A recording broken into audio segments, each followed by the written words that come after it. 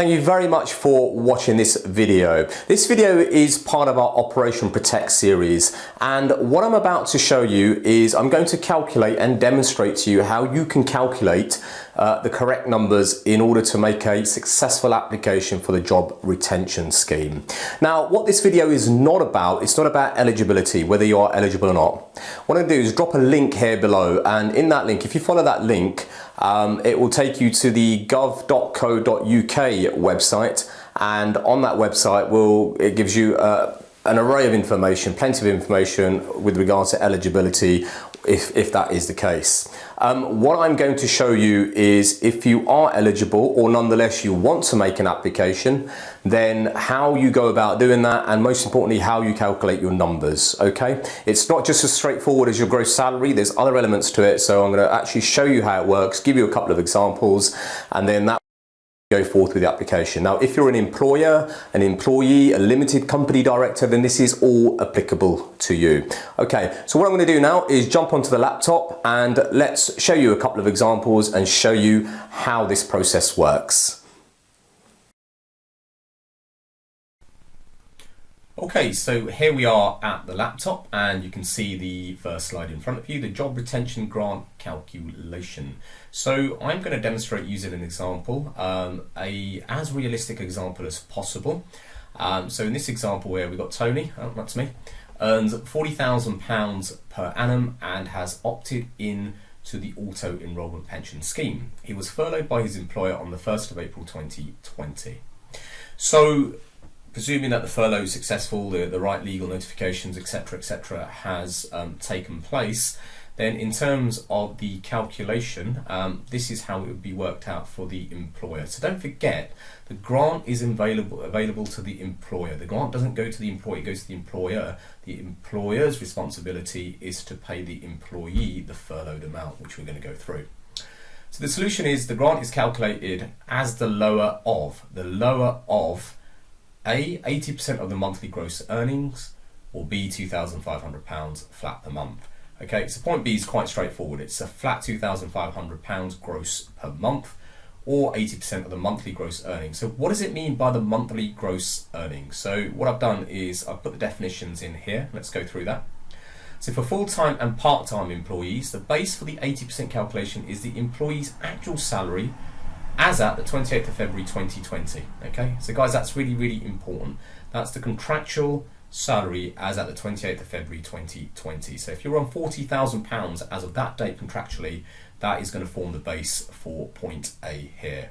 If you've got a pay rise to say, let's say £42,000 or £43,000 on the 1st of March, well, it's going to be the £40,000 amount, because that's exactly what you were earning up to and at the 28th of February 2020.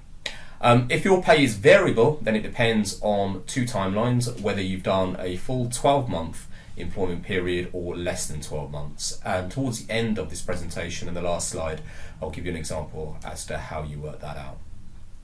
Bonuses, commissions and fees are not included as part of your monthly gross earnings here. So no bonuses, commissions and fees form part of that calculation. So I've broken down the calculation here, and what you can see here for Tony, who earns £40,000 gross per annum, is you've got a per annum column and you've got a per month column. Okay, now the whole grant scheme is based on monthly figures, okay, because at the moment it's finite, it's not extended for the whole year. So really the focus is going to be the per month. I've just included the per annum figures as so you can get an idea. You can actually compare and contrast and visualize the annualized amounts. So in this example, because Tony earns £40,000 per month, if we break that down to per annum, I do apologize. If we broke that down to a monthly figure, that turns out to be £2,666.66 per month. Okay, so as per the previous example, it's the lower of A or B. A is £2,666.66 and B is £2,500. So the furloughed amount, or the grant availability for the furloughed employee, would be £2,500. That's the cap. Okay, so here in this example, I'll put £2,500 per month, and that's £30,000 per annum equivalent.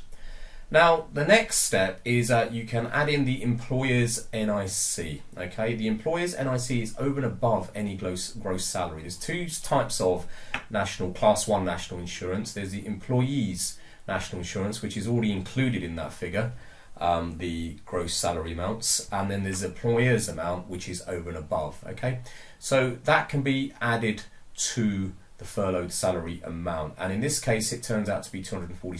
So in terms of the employer's national insurance, here's the calculation here. You take the 2,500, which is the gross monthly furloughed salary, minus the £719, which is actually the primary and the secondary threshold, okay, monthly figure, and multiply it by 13.8%, which is the employer's NIC percentage, and you come out with £246 per month on a rounded basis. Okay, so some of these figures, guys, are rounded. They may not be exact. I think it's £2 or £3 out, so please don't get bogged down with the arithmetic. This is more about the principle and example, as there is a bit of rounding in here.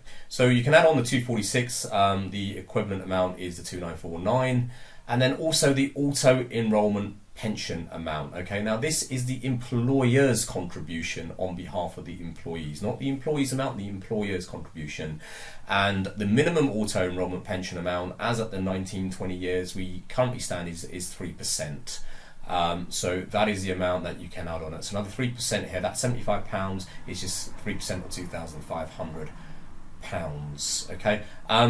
What the government has annotated is, in terms of pensions, they've basically said you can include the auto enrollment pension amounts. They haven't said anything about any other kind of occupational pension. So if you're part of the auto enrollment, then you can include that amount.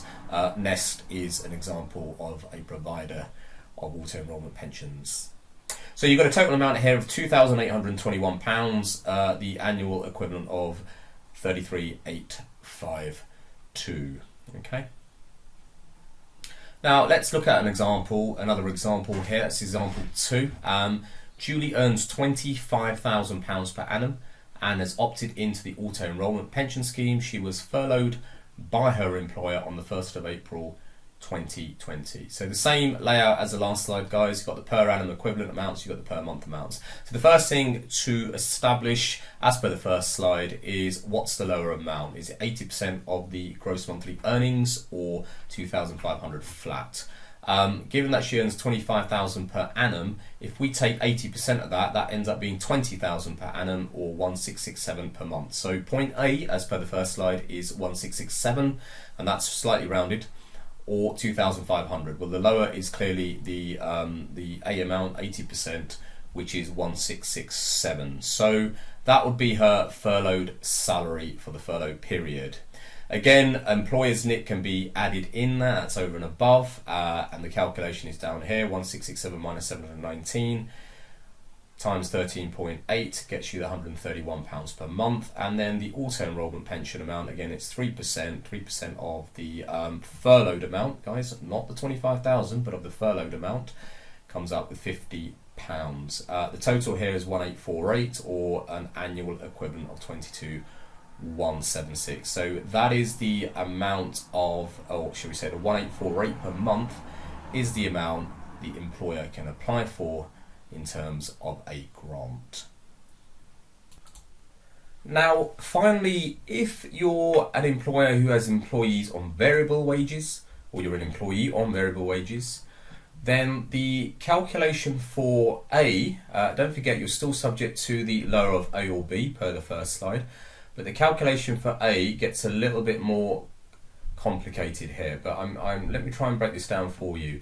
So if the employee has been employed or engaged by an employment business for a full 12 months prior to the claim, you can claim for the higher of either the same month's earning for the previous year, or the average monthly earnings from the 2019-20 tax year.